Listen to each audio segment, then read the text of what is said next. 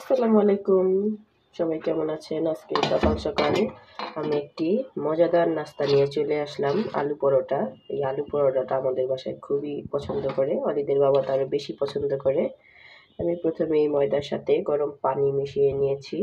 গরম পানি দিয়ে আমরা যেভাবে নর্মালি পরোটা বানাই ওইভাবেই পরোটার খামিরটা করব। এই তো রেগুলার পরোটার মতো আমি এই যে ডোটা তৈরি করে নিয়েছি এখন। আর এই যে আলু পরোটা বানানোর জন্য আমি এখানে আলু ভর্তা করে রাখছিলাম।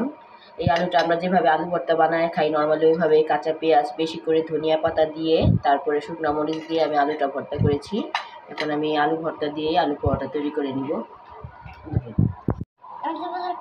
পরোটা বানাই দিন, পরোটা বানাই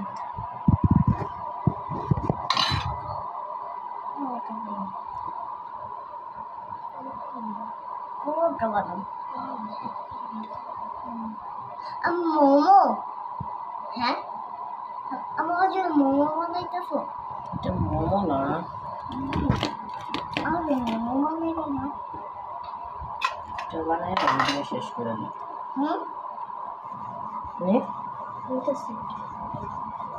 তো এই যে আমার আলু পরোটা হয়ে গেল। এখন এটাকে আমি সুন্দর করে লাল লাল করে ভেজে নিব।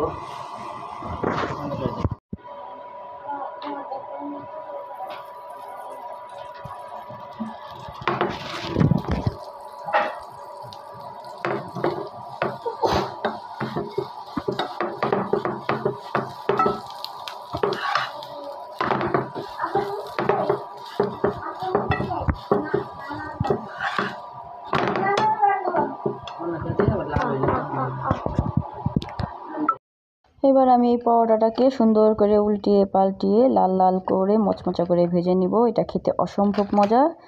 কে কে এইভাবে আলু পরোটা বানিয়ে খান সবাই কমেন্টসে জানাবেন।